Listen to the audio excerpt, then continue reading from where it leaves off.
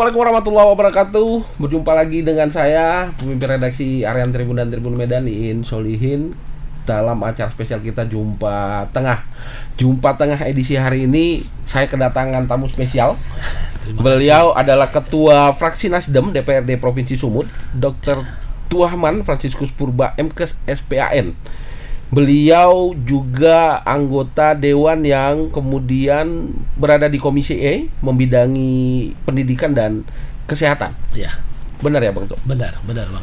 Menarik Tribuners, nanti saya akan berbincang dengan Bang Tuahman selama beberapa menit ke depan terkait bagaimana kemudian beliau konsen dalam 5 tahun terakhir, khususnya di bidang pendidikan dan kesehatan di Komisi E. Ini sejalan juga dengan ilmu yang kemudian beliau kuasai. Betul. Dokter. Ya. Ini menarik nih Tribun. Kita mesti bahas kok tiba-tiba dokter ada di DPRD dan jadi anggota legislatif. Bang Tuahman, ini Jumpa Tengah. Kita nanti akan ngobrol beberapa menit ke depan agar Tribuners tahu Bang Tuahman apa yang sudah dilakukan di 5 tahun terakhir di DPRD Provinsi Sumatera Utara. Mau menyapa Tribuners, silakan. Bang Tuahman. Terima kasih, selamat pagi buat para Tribuners. Para Tribuners. Saya Dr. Tuahman Franciscus Purba. Saat ini saya duduk di anggota DPRD Provinsi Sumatera Utara dan sekalian Ketua Fraksi Partai Nasdem. Saat ini saya berada di Komisi E. Anggota Komisi E. Komisi E itu adalah komisi yang menangani masalah kesehatan, pendidikan, agama, kebudayaan, dan kesejahteraan sosial. Oke. Dalam hal ini, bagaimana seorang dokter spesialis bisa memahami masyarakat itu perlu waktu. Tadinya dokter spesialis hanya nangani satu pasien. Dia datang, sakitnya kita obatin, selesai. Saat ini menjadi politikus, pasien bagi banyak orang ini. Pasien makin banyak orang.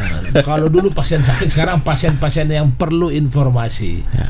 Sebelum dia sakit pun sudah perlu. Sebelum sakit dia sudah datang. Baik itu sakit fisik, sakit pikiran, macam lah. Ya. Dan ini perlu waktu bagi saya. Bagaimana supaya masyarakat bisa merasakan keberadaan dokter itu di anggota dewan. Itu kita pinginkan begitu. Terlebih masalah kesehatan, pendidikan dan kesejahteraan sosial. Ya. Tapi Tribuners, yang paling menarik adalah beliau ini adalah dokter dan spesialisasinya di anestesi. Ini dokter mahal ini. Mahal. Jadi Tribuners, kalau kita katakanlah mau melakukan proses operasi ya. Bang Tuahman ya.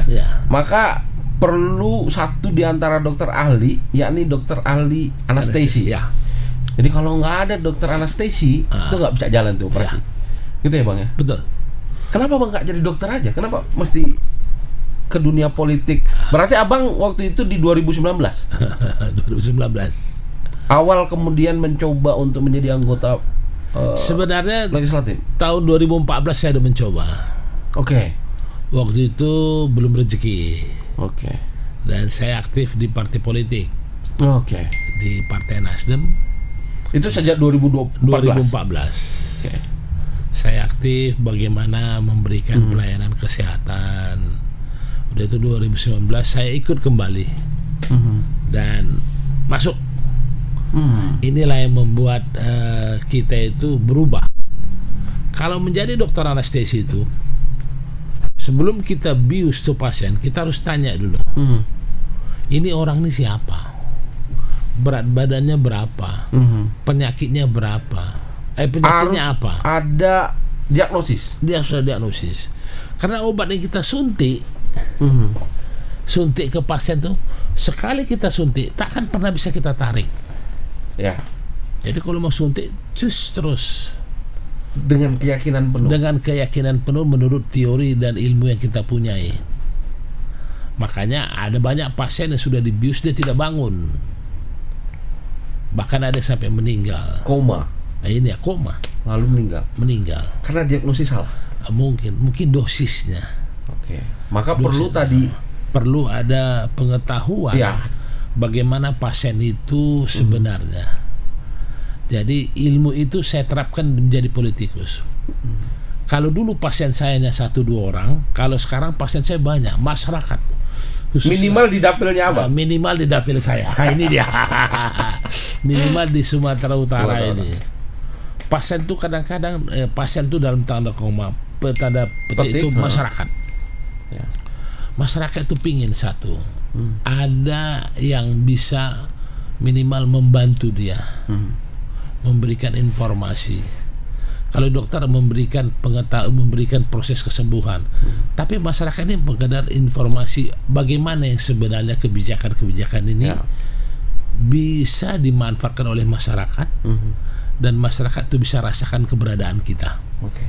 Tapi Tribuners, sebelum kita ngomong bagaimana kemudian sepak terjangnya Bang di DPRD, Bang, Ya, saya rasanya agak perlu bertanya kemudian, itu di 2019 Abang kemudian mencalonkan lagi dan terpilih.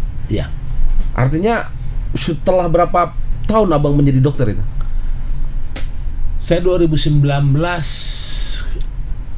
waktu itu masuk, saya sudah jadi dokter sudah hampir 22 tahun. 22 tahun. 22 tahun. Pasti ada sesuatu yang kemudian membuat seseorang, Bang, Ya. merubah haluan hidup kalau saya bilang. Karena ini profesi soalnya, Bang. Iya. Gitu kan.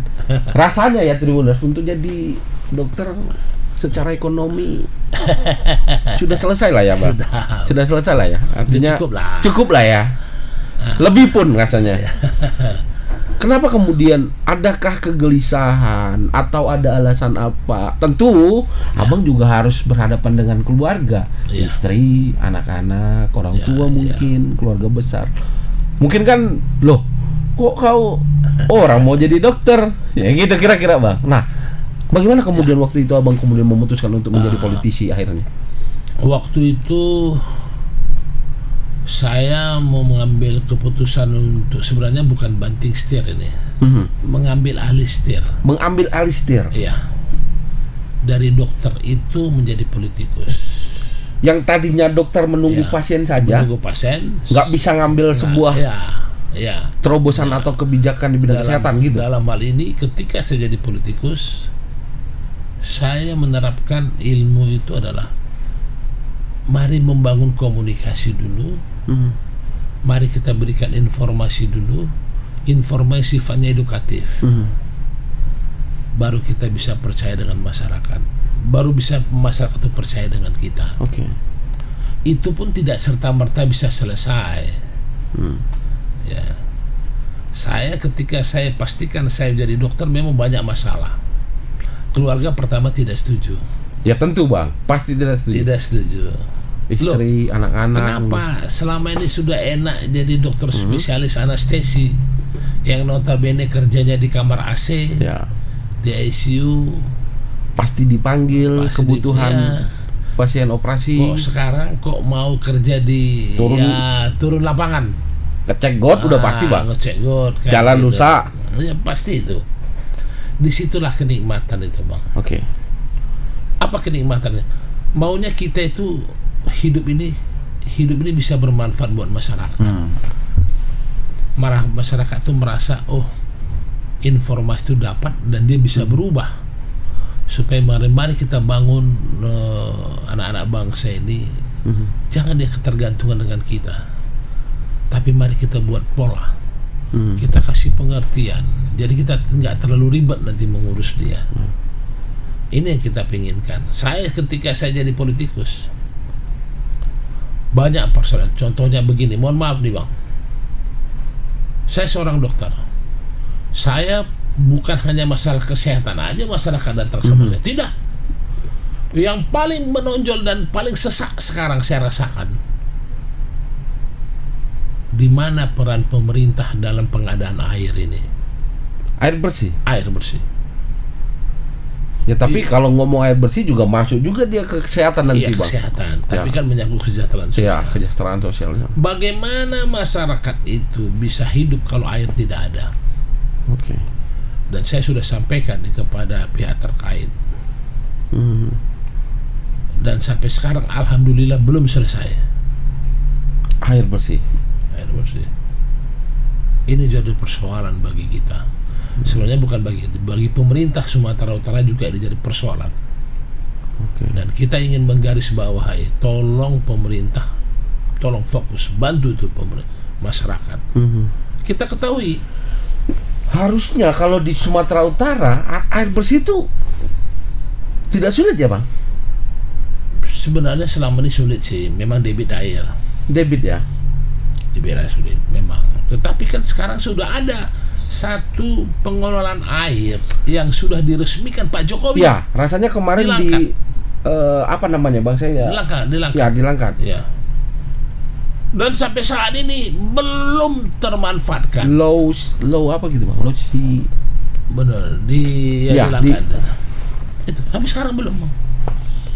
Dan pemerintah Indonesia Sumatera Utara sudah membangun pengelolaan air di daerah Helvetia. Dan sudah jalan, tapi belum bermanfaat. Wah, ini luar biasa ini. Nah, kemudian bagaimana kemudian teman-teman di fraksi Nasdem maupun di Komisi E terkait ini, Bang? Sudahkah kita lakukan RDP misalnya? Sudah dilakukan. Dan saya menginginkan sebenarnya pemerintah PJ Sumatera Utara harus turun tangan dalam hal ini. Saya pastikan PJ Sumatera harus membantu bagaimana persoalan air di Sumatera Utara ini yang sudah cukup lama. Itulah persoalan anggota DPR. Kalau yang tadinya dokter cuma ngurusin 1-2 pasien, 3 pasien, paling banyak lah 10 pasien satu hari. Hari ini abang harus pikirin orang yang menyangkut hidupnya lewat air tadi misalnya. Dari segi finansial, kalau dapat pasien 10 pasien jelas saya. Ini dapat ribuan pasien bukan jelas lagi. Iba kita kasihan dengan pasien itu yang pertama saya mau sampaikan. Jadi masyarakat itu datang pada saya bukan hanya masalah kesehatan. Bukan masalah kesehatan, masalah air, masalah penerangan jalan rusak, banjir luar biasa. Apalagi saat ini sekarang macet lagi nih sekarang. Di mana-mana bongkar. Anehnya, ketika jalan macet, tidak ada satu orang pihak pun dari pemerintah yang mengatur jalan itu. Nggak ada. Jadi dibiarkanlah masyarakat itu beradaptasi dengan kemacetan. Iya. Nah, ini dia. Luar biasa ini. Saya merasa kok bisa begini ya. Maunya ada polisi lah, atau ada petugas dishub lah di situ. Bantu bagaimana mengurai kemacetan. Ini dibiarin. Nah, ini jadi perhatian kita bersama lah. Dan ya kita juga merasakan itu, gitu ya. Bagaimana kemudian kita harus 30-50 menit. Betul. Luar biasa. Jadi harus mesti spare waktu, Bang. Hari ini mesti spare waktu lebih untuk tujuan tertentu. Jadi harus belajar bersabar di Kota Medan ini. Belajar bersabar. Luar biasa, Bang. Nah, inilah yang kita pinginkan sebenarnya. Dan juga dengan statement saya mengatakan begini, jangan dianggap saya itu jadi kontra. Bukan menyerang sebenarnya. Bukan menyerang. Saya ini kan mitra pemerintah. Dan kemudian abang menjadi perpanjang tangan rakyat, menjadi lidah rakyat. Saya wakil rakyat. Yang kemudian yang abang sampaikan inilah keluhan masyarakat, kira-kira begitu ya. Yang memilih saya itu rakyat loh. Jadi pimpinan saya itu rakyat. Jadi omongan rakyat itu harus saya terima. Tapi ketika saya ngomong, jangan dianggap suatu perbedaan. Mari kita bersinergi lah kita. Ya, rasanya inilah demokrasi, Bang. Itu dia persoalan ini yang kan gawat juga kalau kita nggak boleh jumpa tengah hari ini. Iya, ini. Saya pun berterima kasih kepada Bang ini. Terima kasih saya ke Tribuners bisa mengundang saya di acara ini. Sekalian saya ungkapkan inilah yang kita hadapi sekarang ini. Baik, Bang Toman. Komisi E. Kesehatan, pendidikan, di situ ada kebudayaan, agama, pemuda, olahraga, termasuk kesejahteraan masyarakat. Ini kan kompleks nih Bang. Kompleks. Coba deh kita buka dari kesehatan, karena tadi Abang juga berada di profesional kesehatan. Bang, hari ini di Sumatera Utara untuk kesehatan apa PR untuk pemimpin ke depan di Sumatera Utara ini? Kan kita mau anggota legislatif kita termasuk Abang akan kemudian berjuang kembali kan? Abang maju lagi di periode mudah-mudahan kalau masyarakat memilih saya akan maju lagi. Masuk di Dapil Medan B. Itu wilayah Helvetia, Sunggal, Medan Barat, Petisah, Polonia, Johor, Tuntungan, Selayang, Maimun. Polonia. Medan B. Sumut provinsi. Artinya Abang juga di periode sebelumnya juga di Dapil yang sama. Apa yang Abang tangkap permasalahan kesehatan seperti apa yang berada di wilayah Dapil pemilihan Abang? Yang pertama saya lihat bahwa fasilitas kesehatan ini sudah ada. Hanya mungkin keberadaan sumber daya manusianya. Artinya Vaskes itu maunya ada siap lah, ada dokternya, ada perawatnya. Pemko, Bang, kebetulan Abang berada di Dapil Pemko ya? Dapil Pemko, betul. Dapil Pemko. Rasa-rasanya ada juga komitmen dari pemerintah kota untuk kemudian memberikan pelayanan kesehatan gratis. Seingat saya hanya menunjukkan KTP. Mereka bisa dilayani. Artinya secara komitmen sudah ada dong dari pemerintah. Sudah. Yang PR menurut Abang adalah sumber daya manusia. Sumber daya manusianya, Bang. Kadang-kadang jam Vaskes itu jam berapa kita buat? Dari jam 8 bisa sampai jam 15, jam 3. Jadi saya juga bersyukur namanya JKM, Jaminan Kesehatan Medan Berkah, yang diinisiasi Pak Wali Kota, yaitu dengan menggunakan KTP. Persoalannya bagaimana sosialisasi Pemko, Dinas Kesehatan kepada masyarakat yang ingin berobat. Artinya boleh dia berobat ke puskesmas atau dia harus berobat ke puskesmas dengan menunjukkan KTP pada jam-jam bertugas. Kalau dari puskesmas mengatakan dia dirujuk ke rumah sakit lain, itu udah benar. Tapi kadang-kadang masyarakat kan mengatakan mereka tidak tahu dia harus berobat ke Vaskes dulu.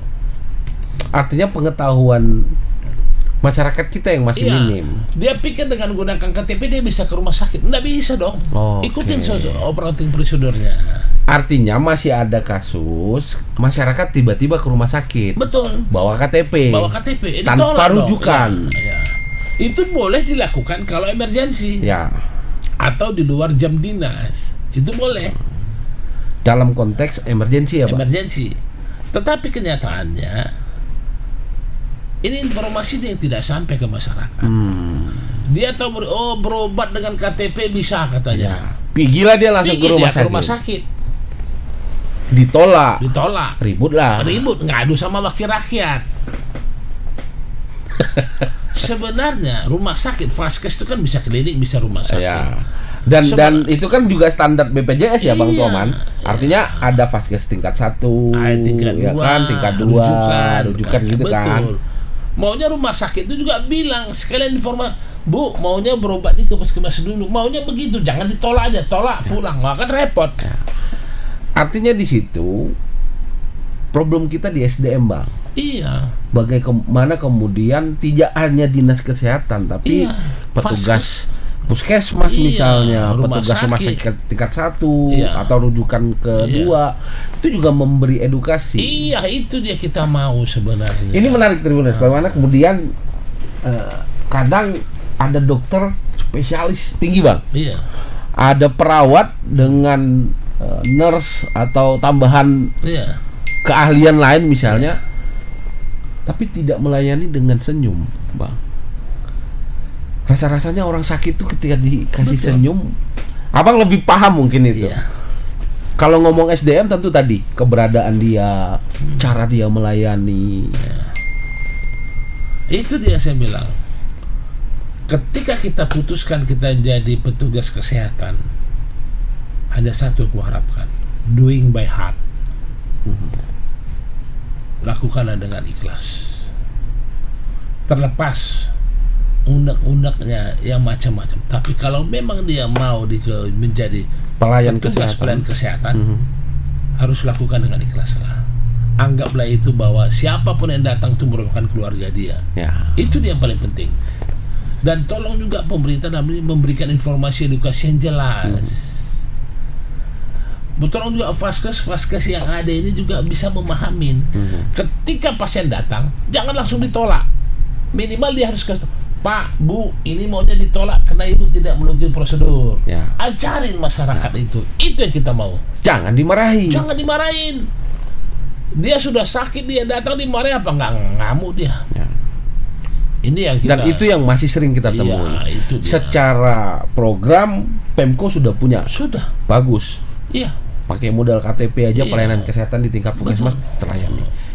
Hanya kita miss tadi Bang, mungkin di sosialisasi. Bagaimana kemudian menggunakan EKTP ini untuk pelayanan kesehatan. Dan yang kedua mungkin pemerintah juga harus berani bertindak tegas kepada vaskes-vaskes yang tidak mengikuti aturan. Kalau dibilang vaskes ada dokternya, tolong dong dicek, benar nggak ada dokternya? Kalau dibilang persyaratan klinik itu persyaratan vaskes kan ada, kembali lagi ke dinas kesehatan terkait. Ini kan kayak benang kusut ya, Bang? ini. Ya. Tadi menarik pernyataan Abang, katakan ada vaskes, ada dokternya. Terus dokternya nggak ada di situ? Nggak ada, tidak ada.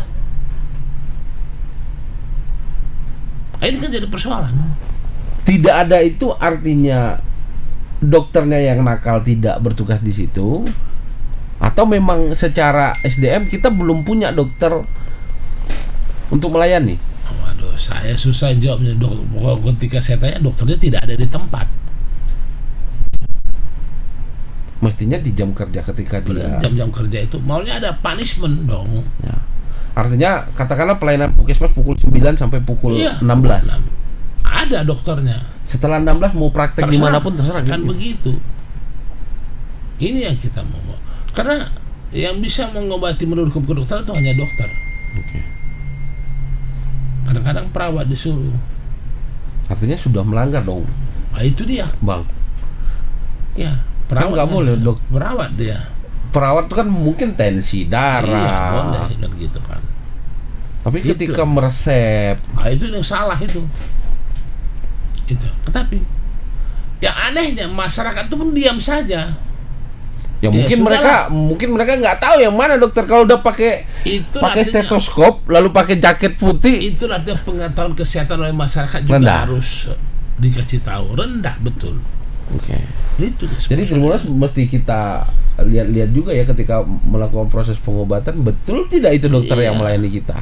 Sekarang kalau misalnya ada masyarakat melihat ada satu ketidakbenaran di puskesmas, berani nggak masyarakat tuh ngomong? Nggak ada yang berani. Ada namanya hak dan kewajiban pasien. Ya. Itu hanya slogan semata. Kalaulah masyarakat itu diajarin hak dan kewajiban, ketika dia temui di satu kesehatan, dunia kesehatan, ada yang tidak pas, sampaikan dong. Artinya masyarakat juga mempunyai kontribusi merusak si tatanan pelayanan ini. Atau masyarakat juga butuh kita suarakan untuk kemudian, Pak, sebenarnya paling gampang sekarang Bang Toman, ada sosial medianya punya wali kota, ada punya kayak Bang Tuaman, DPRD, sampaikan, pribadi. Mestinya laporkan saja. Iya, sampaikan saja, nggak ada apa. Dan mesti ada punishment untuk dokter-dokter nakal yang kemudian meninggalkan jam dinas. Bukan dokter tapi nakes, tenaga kesehatan. Itu dia. Ini yang kita apain. Dan pendukung vaskes itu juga harus betul-betul diperhatikan. Ya, peralatannya. Jangan dia ketika buat izin lengkap sudah dalam pelaksanaan tidak ada. Itu dia kita inginkan. Itulah problem kesehatan kita hari ini, Bang. Iya. Artinya ya masih bisa lah kita handle, Bang, ya. Artinya secara tenaga mungkin kita ada alat, rasa-rasanya untuk Pak Bobi Nasution kalau cuma datangin alat gampang. Saya melihat Pak Wali Kota ini udah betul-betul berjibaku dia membangun ini. Tapi kadang-kadang tidak bisa diikutin oleh ASN, aparat jajarannya. Kasihan dia. Ya, jadi itu dia. Ya, kita juga saya harus kasih semangat untuk Pak Bobi ini. Semangat Pak Bobi. Harus. Ya. Kalau nggak dengan begitu tidak akan berubah Medan ini. Ya. Itu dia, Bang. Itu untuk kesehatan. Banyak lagi. Lebih pening lagi ketika ngurusin pendidikan ini. Oh, luar biasa. Ada masalah guru yang nggak kelar-kelar di kita. Betul. Ada masalah kemudian sistem pendidikan yang kemudian berubah. Ada kemudian masalah hari ini nambah loh, Bang, masalah apa ya, anak-anak bullying. Kalau mungkin kita yang baby boomers ini, Bang, dulu kalau waktu dijewer sama guru ngadu orang tua, bukan malah ditambah digebot pakai.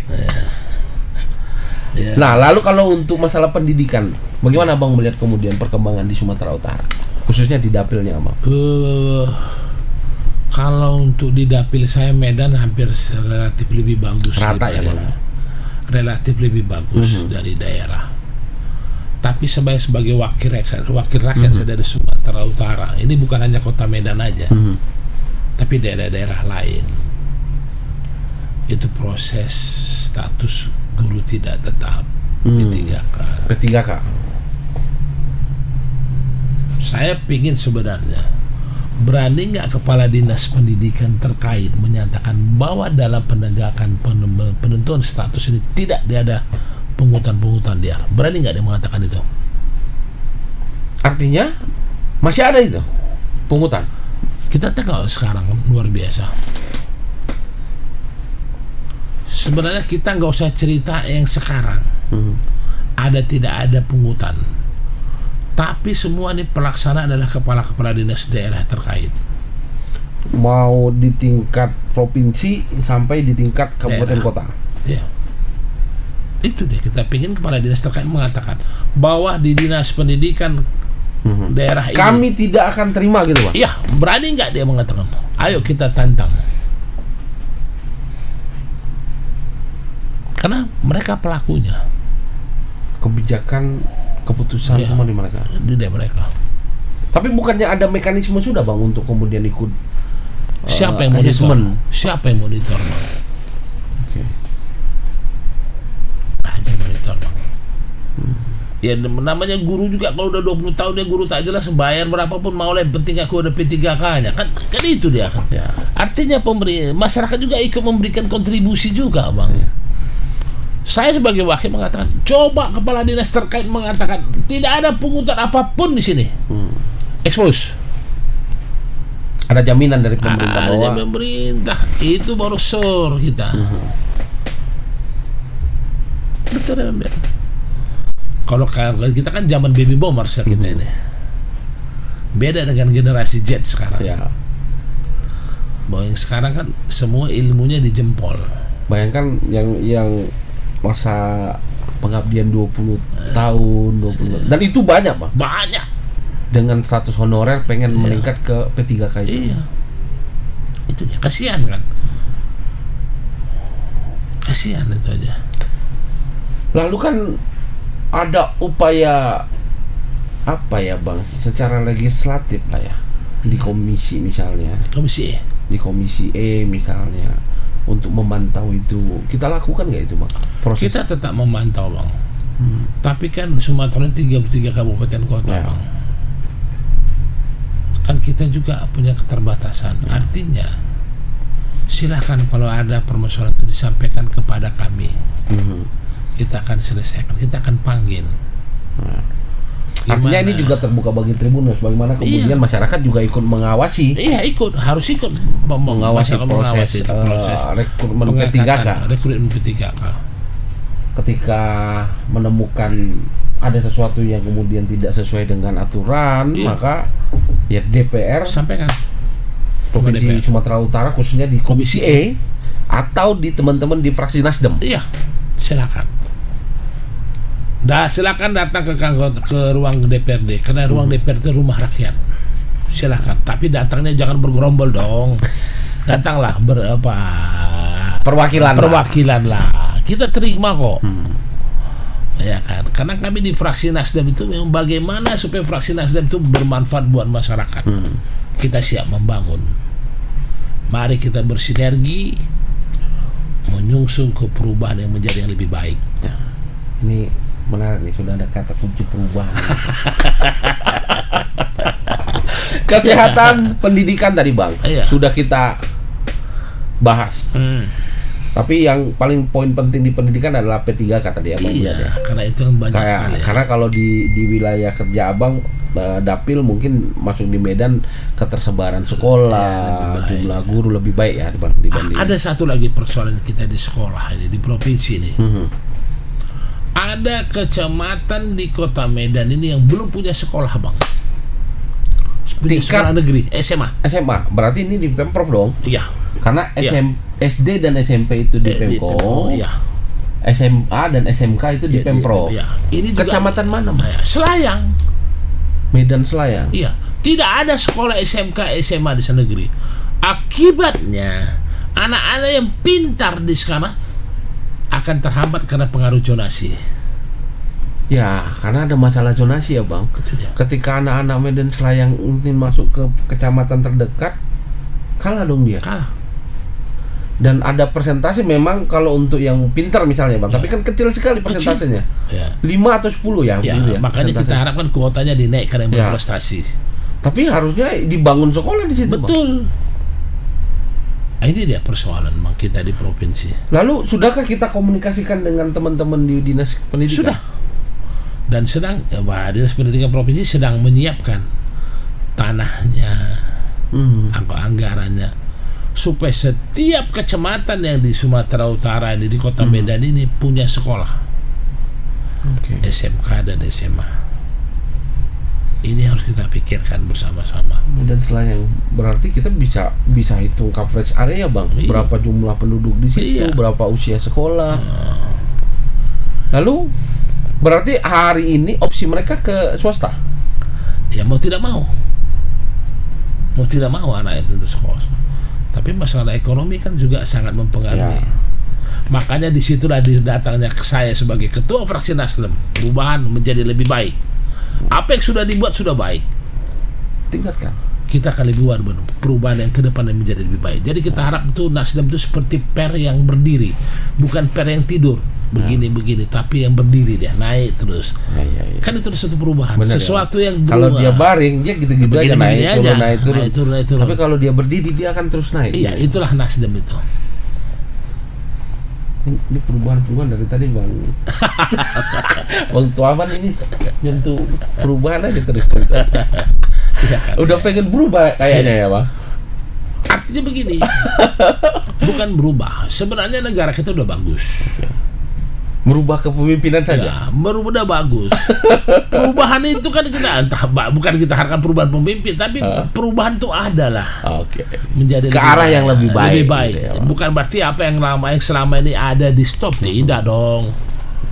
Beda. Yang baik itu yang kita tingkatkan. Iya, menjadi lebih baik. Namanya baiknya lebih baik kan ada perubahan. Nah, makanya kita pingin sebenarnya perubahan itu seperti per yang berdiri, bukan tidur.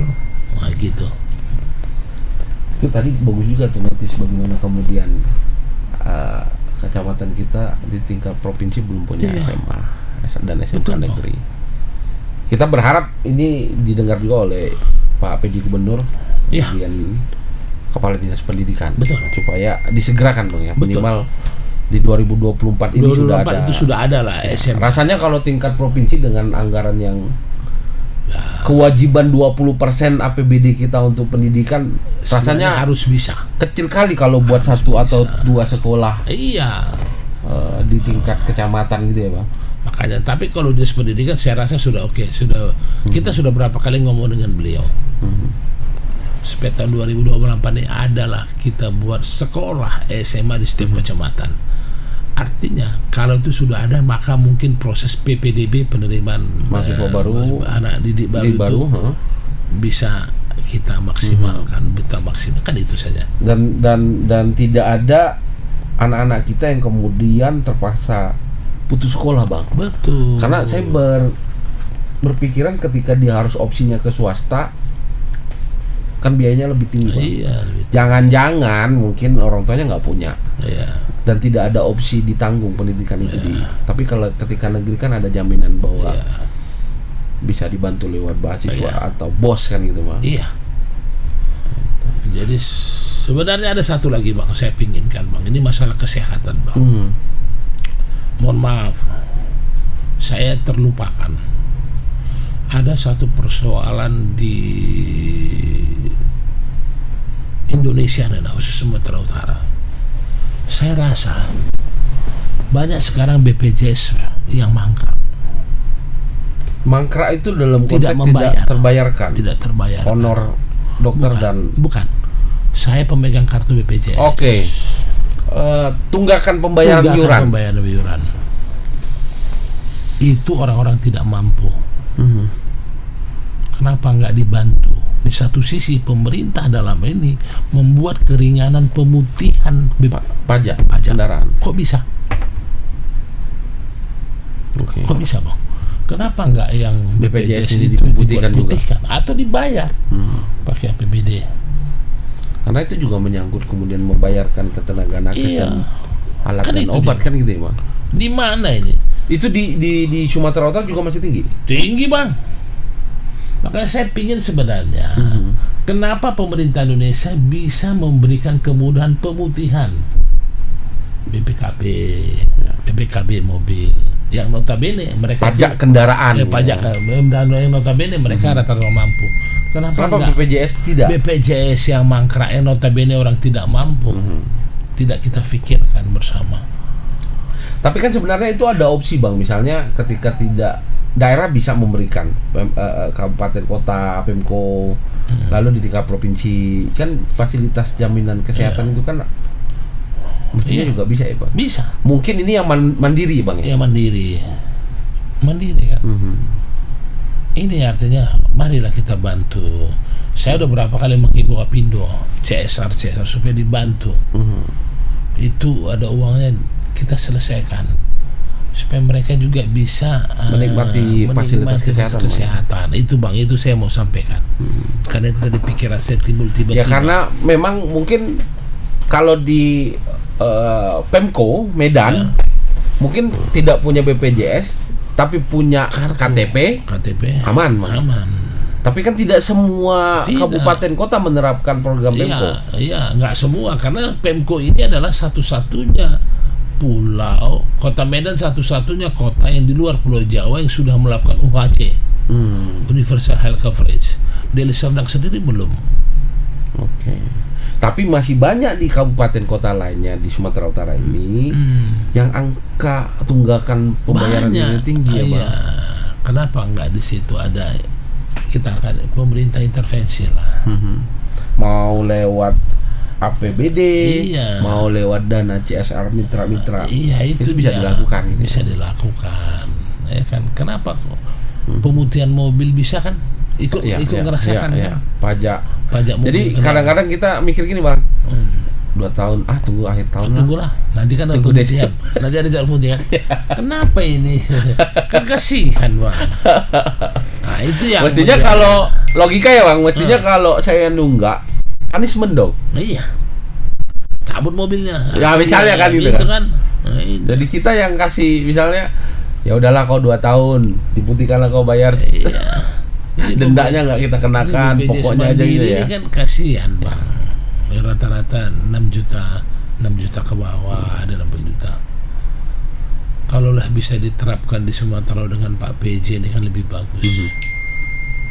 Saya rasa itu yang paling penting juga di masyarakat, karena saya sebagai wakil rakyat kan saya sering melakukan reses.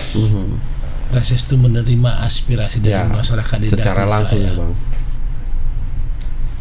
Kan itu rata. Saya tidak membayar. Gimana saya bisa mendapatkan pelayanan? Saya bilang, selagi ibu punya KTP Medan, silahkan berobat ke puskesmas dulu. Dan kalau emergensi silahkan di luar jam dinas, silahkan ke rumah sakit. Selalu saya katakan itu. Dan masalahnya ketika KTP-nya bukan KTP Medan. Ya itu dia. Nah, kan bukan KTP Medan kan kasihan ya. Tidak bisa menikmati layanan tadi. Itu dia. Seperti saya lah kira-kira Bang, kan bukan KTP Medan. Oh ya. KTP-nya masih numpang Bang, masih. Ya, tapi kan Kipem.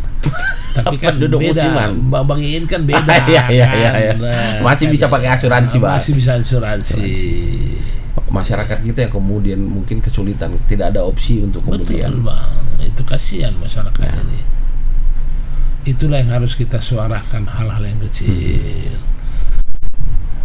Marilah sama-sama kita bangun Bang, sinergi, tapi ketika ada perbedaan pendapat jangan dianggap sebagai suatu masalah konflik. Ya, jangan dianggap suatu serangan. Suatu serangan, itu saja kita mau. Oke. Pendidikan dan kesehatan tadi Bang sudah beres kita bahas.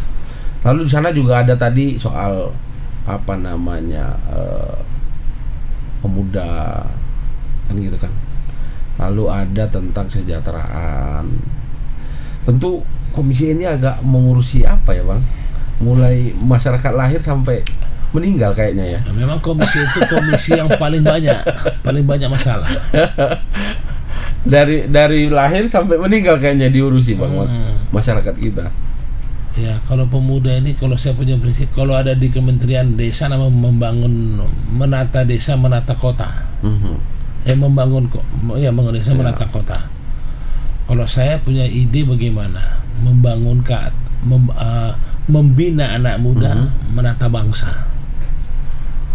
Kita tengok sekarang Bang, yang pemuda-pemuda ini persoalannya putus sekolah, masalah keluarga, finansial, masalah apa, pendidikan yang tidak sampai putus sekolah. Yang paling ngeri kita narkoba Bang. Ya itu dia Bang, judi dan narkoba. Yang paling parah, udah miskin, tidak berpendidikan, kena narkoba lagi. Kan komplit penyakit Bang. Sudah miskin, ini tidak berpendidikan, kena narkoba lagi dia. Dan itu memang sasarannya. Makanya pernah kita di komisi ini mengatakan, mari kita hubungi semua sekolah. Kalau sekolah ini kan, ini generasi ini kita datangi sekolah, ini kita selalu sering kunjungan ke sana, bersosialisasi. Itu yang saya buat selama ini. Membangun anak muda, menata bangsa. Ya. Dan ini memang mungkin saya Pak Gubernur juga pernah berdiskusi dengan saya seperti ini, Bang. Memang ada program juga dari Pemprov itu untuk kemudian sekolah bebas narkoba. Jadi ada monitoring lah yang dilakukan BNN dan Pemprov untuk kemudian melihat bagaimana kemudian capaian sekolah dalam melindungi anak-anak dari pengaruh narkoba. Mungkin itu yang kemudian perlu kita tingkatkan ya Bang. Artinya kalau dari sekolah kan kita bisa melihat guru setiap hari monitoring kan. Kalau ditengoknya agak lain itu kan mungkin, tapi masalah pada yang putus sekolah mungkin. Iya, yang putus sekolah. Itu persoalannya Bang. Saya pun, dan akhirnya pasti ke kriminal itu Bang. Pasti. Karena kan angkat-angkat pagar dia nanti. Makanya pemakaian narkoba itu pembersih Bang. Pembersih. Semua dibersihkan. Ya, dapur dibersihkan, rumah dibersihkan, lemari gitu. Rumah tetangga juga bersih. Dibersihkan itu. Pembersih itu. Jadi inilah sekarang saya melihat memang persoalannya itu. Sekarang anak-anak muda sekarang, kalau saya sudah membangun beberapa, saya selalu membina anak muda itu dengan olahraga Bang. Ya. Saya sudah membina ada tiga kecamatan. Saya bangun bina olahraga. Lewat olahraga apa Bang? Voli, tenis meja, bulu tangkis. Itu saya bangun. Bagaimana kemudian Ya. anak-anak muda di kecamatan itu Iya, aktif lewat situ, Bang? aktif itu. Biasanya yang sudah pemakai narkoba tak mau datang ke situ, Bang. Tak mau mereka datang. Ini saya buat. Ada lapangan bulu tangkis saya buat, volley saya buat. Dan ini salah satu cara yang paling ampuh. Supaya menjauhkan mereka ya, Bang, Iya. dari Ya, ada kegiatan-kegiatan Ya. mereka. Kalau itu melibatkan apa, Bang? Remaja-remaja Iya, Karang Taruna. Karang Taruna. Karang Taruna saya libatkan. Oke.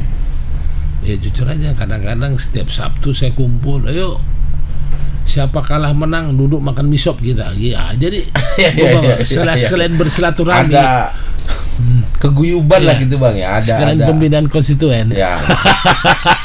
Kan gitu. Program sekalian jalan. Pembinaan konstituen lah namanya itu kan. Iya, iya. Itu deh, saya buat itu. Ya memang sama-sama lah. Kalau tahun emas 2045 nanti kan 20 tahun lagi, Bang. Ya. Kalau generasi Z ini kan umur 18 sekarang nih. Umur 38 dialah bakal jadi pemimpin kita. Nanti. Indonesia Emas. Ini juga persoalan. Artinya mulai sekarang mereka sudah dari kita anak-anak SMA. Ya. Itu dia, Bang. sudah diarahkan mereka untuk ke sana ya, Bang. Iya. Pokoknya harus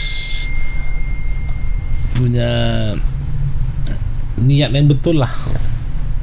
Mestinya udah bener lah ini niatnya. Kalau jadi dokter aja sebenarnya udah selesai lah. Udah selesai. Tapi tadi bukan banting setir, Bang, ya. Bukan, mengambil setir. Mengambil alih setir. Yang tadinya hanya nunggu di rumah sakit Iya. kayaknya nggak betul ini. Kalau banting setir kan kita ambil kita buang. Kan Iya. itu kan bukan. Ini kan tetap kita Diambil jaga. Kita jaga juga Ya. profesi sebagai dokter. Kita jaga Dengan juga kemampuan kita Ya. sebagai dokter itu kita Ya. bisa melihat apa sih kebutuhan masyarakat yang lebih luas. dan gitu ya, cara berpikir saya juga harus berpikir dokter. Bang. Harus dilihat dulu, bangun komunikasi, baru kita suntik obatnya, kita tidurkan dan kita bangunkan. Ya. Harus kita ada masalah, kita kasih solusi, kita tangani bersama. Itu dia modelnya. Bang, hari ini kesibukan pasti nambah, Bang. Iya. Yang tadinya cuma tadi ketemu konstituen, reses. Iya. Hari ini ada kampanye, Bang. Iya, iya, iya. Dan double ini kampanyenya. Iya. Untuk diri sendiri, Ya. untuk calon presiden juga dan wakil presiden. Next untuk kepala daerah. Ya. Bagaimana kemudian Abang menjaga ritme ini? Untuk kampanye diri sendiri, kemudian kan ada tugas partai loh di situ, Bang, untuk Siap. kemudian memenangkan pasangan. Pasti dong. Amin. Iya, pasti dong. Bagaimana kemudian Abang melaksanakan proses itu? Pertama saya kunjungi beberapa konstituen saya yang selama ini sudah kita bangun. Saya akan ceritakan bagaimana diri saya dokter itu dulu.